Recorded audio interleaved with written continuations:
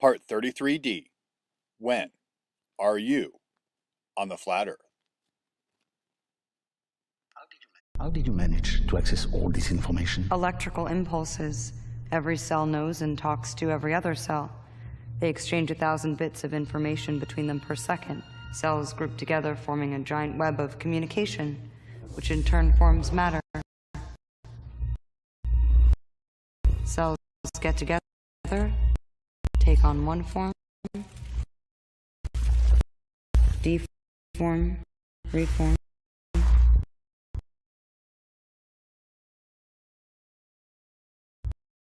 Makes no difference, it's all the same. Humans consider themselves unique, so they've rooted their whole theory of existence on their uniqueness. One is their unit of measure, but it's not. All social systems we put into place are a mere sketch. 1 + 1 = 2. That's all we've learned. But 1 + 1 has never equaled 2. There are, in fact, no numbers and no letters.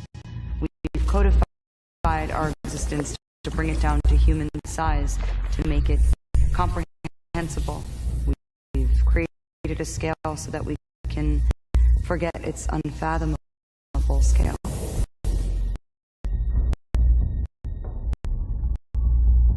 But if humans are not the unit of measure, and the world isn't governed by mathematical laws, what governs all that? Film a car speeding down a road. Speed up the image infinitely. And the car disappears.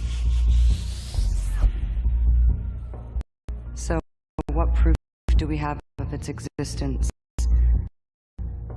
Time gives legitimacy to its existence. Time is the only true unit of measure.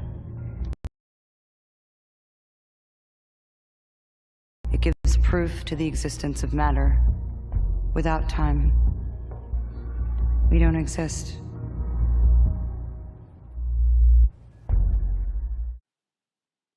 Well, since we're speaking about time and when are you on the flat Earth, I should probably start with a unit of measure that we use called a year. Well, that year is also called an anniversary. And yesterday, Kimberly and I had our 1-year anniversary. Oh yeah.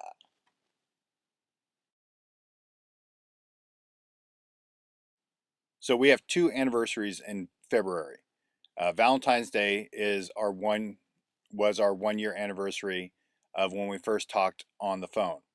11 days later, I was down in LA on the 25th of February, and that is our physical 1-year anniversary.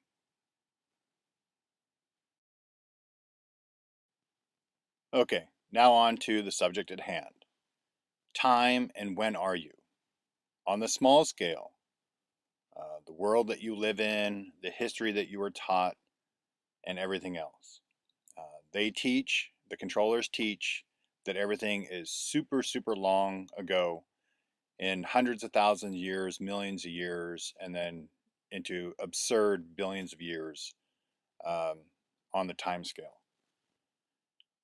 It is not that at all. It is relatively young. It's been a short duration of period of time that we've been here, that being human beings. And the Bible is way more accurate than anything you're going to learn in a science class as far as time. The Bible still, they say that it's, 6,000 years old. That's probably pretty close. I think it's a little bit older than that, because in Genesis, they talk about how the earth brought forth seeds. The seeds were already here, which means that that was not the first EMCO It was the first one that somebody recorded. So yeah, so it goes back a little bit longer. The exact age, nobody knows. But I'm saying probably, you know, 8, 10,000 years total of the of mankind's existence and the things before on this plane. So the exact history that we have and the time scale we have is pretty much lost. Um, you're never going to be able to figure out, you know, when it first started. You can get ballpark figures and everything else. So what we'll deal with on the small scale is the most immediate time period.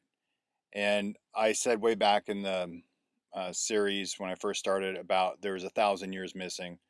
And if you guys still haven't seen the video from New Earth, basically what she's saying is that eyes were used to denote in the year of our Lord before the number system. So there's there was no J, so they used the I.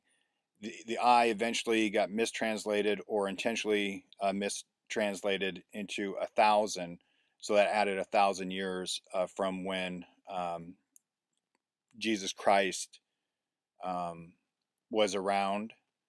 So, you know, are we in the year 2019? No, it's all arbitrary and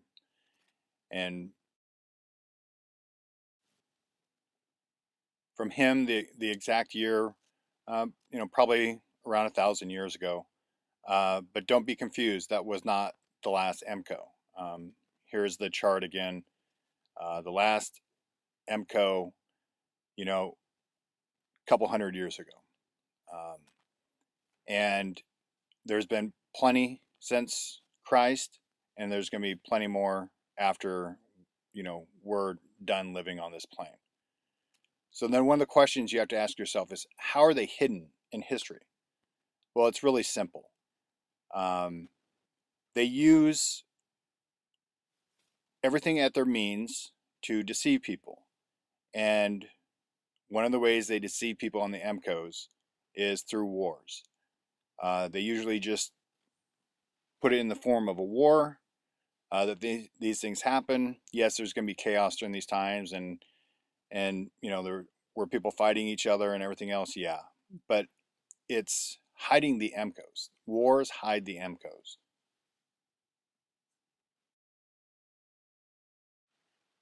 They also hide it through plagues, pestilence, things like that. So the Black Death, the Justinian plague, things like that.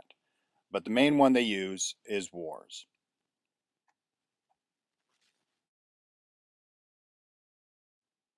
So I like to use the MCO as the time scale that we really are in. And I think it was in the 24 series I talked about the zebra pattern magnetic striping on the ocean floors and how it gives you a pretty good idea of the MCO pattern. We're in the Brunus now. You can see it's much longer than, so the dark would be the blue sky. The white would be the red sky. You can go back to the Maunder minimum in the 1770s, and that was one of them. But that's the scale. That's where you're looking at. You're looking at, you know, 200, 240, you know, somewhere in between there from the last one. That's why archaeological digs are from 1800 and beyond. You don't have any archaeological digs prior to that because of the fact that they were just recently buried again. So, you know, archaeology tells you you don't find any bones, you don't find anything that's older than the 1800s. 1800s, you know, from the get-go of that century, it was all about, you know, uncovering stuff that was just recently buried. So on the small scale, I look at it that, you know, we're, you know, a couple 100 years from the last MCO, and there's been dozens of MCOs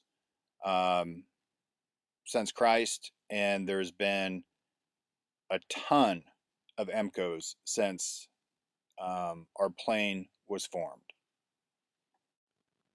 So civilization has a pattern. And for years, talking to my family, I've equated it to a heartbeat. It's not a steady heartbeat, and the peaks and the troughs are not the same every time. But what it does is it shows you that there is a spike in civilization and technology. And then when the MCO happens, it crashes. It goes below the baseline of where standard, life is. And it takes time to rebuild it back to that standard. And then it stays there. And then eventually the tech and the technology will increase rapidly. And then the MCO will happen again. So it's, pretty standard living baseline. Technology rises, MCO crushes it. It drops below the baseline. It takes some time to get back up to it. And then it's baseline again, and then up with technology. And then MCO happens and crash again, and over and over and over. And again, these aren't, regular patterns. They happen infrequently and irregularly. And again, the cause of the devastation from the MCO is the length of time between each MCO and the amount of high-tech civilization that we've put on in the form of cities that determines the devastation caused by the MCOs. So that's the small scale, okay? Our daily lives, what we consider, years, our history, all that. So the large scale, maybe 8,000, maybe 10,000 years for the total duration of the plane that we live on. And in this last, 1,000 years, 8, 9, 10 MCOs, and then, 200 and some odd years from the last one. So pressure buildup is going to be there, and the tech buildup is there. So this one is going to be pretty devastating. So on the next scale up, when we're talking about the cell level, the plane being a part of a cell. Now that the time scale on that is relative to size. So the smaller things are, the quicker they would appear. The larger something gets from a scale from looking up to it, it would be really, really slow. I've used an analogy of my Australian zebra finch. It's really small, weighs like a half an ounce, and moves super fast. And when you go to try grabbing it, it always gets out of the way, and because it sees you as super slow motion, just as like its heartbeat is like, I don't know, a zillion freaking beats a minute, and how fast it flaps its wings and everything else. It's super, super fast compared to uh, our movements, and the relativity of that size difference is not that much on the grand scale. A couple ounces to my 200 and some odd pounds. And it's like a hummingbird. A hummingbird will flap its wings, I don't know how many times in a minute, but it's super, super fast in comparison to something that's larger. So time is relative to the size. So as it goes smaller, it gets quicker. As it gets larger, it goes slower. So when you get into the plasma itself, right? So in the laboratory in LaPonte's work, that spiral being caught going at an incredible speed. The amount of revolutions in a second is, I don't know, but super, super fast because it's on the small scale. Every revolution of that spiral, of it going in a complete circle, is one of our days. Okay? Because we're on a larger scale. So that plasma tube of light that is spiraling down and doing one revolution is one day, but on the small scale in the laboratory, it's countless times it's going around. So so that's an example of how time is relative to size. And just like the pulse takes 1 year, but it takes a millisecond to happen in the laboratory. So when you go from the laboratory size of the scale up to the scale of the cell that we're in, a millisecond turns into a year on the large scale. So on the cellular level of when you are, your lifespan is minuscule compared to what you're in. On the large scale, when you start talking about the body that we're in, those time scales are astronomically big from our perspective. Okay. However, you can determine the age of the thing that we're living in by the fact that it's creating new neurons. So when our plane and our neuron was created, say 8 to 10,000 years ago, that is a neuron that's being newly generated. And the one thing that neurons show you is in a body, young, infants, young adolescents, young adults create new neurons. But there's a point where new neurons are not created any longer. So it tells me that the body that we're living in is relatively in its infancy of its life. So that's important because when you understand that the thing that we live in, when that dies, it doesn't matter what you do down here, it's over. Because that is your cosmos, that is your universe. So let's call him Bob. So when Bob dies, we are no longer. It doesn't matter where we get to, how many planes are colonized. When the big Bob dies, everything within that body dies also, because you're part of that body. You're created through that body, and so it being young lets me have a little peace of mind knowing that this next EMCO isn't the last EMCO. We're not dying, we're not going to be dying anytime soon as far as the whole human race and everything that we're in, because that body still has its life to live. And the creation of new neurons makes me believe that it's relatively young. So, and we're talking about vast timescales, timescales that none of us would even ever possibly reach. Okay, so when are you? All right, on the small scale, you're a couple hundred years from the last EMCO. There's, depending on the millennia, you have 5 to 10 EMCOs in a millennia. These have been going on since the birth of our world, our plane, and my guess is probably between 8 and 10,000 years. On the next scale up, on the cellular level, your neuron is relatively new.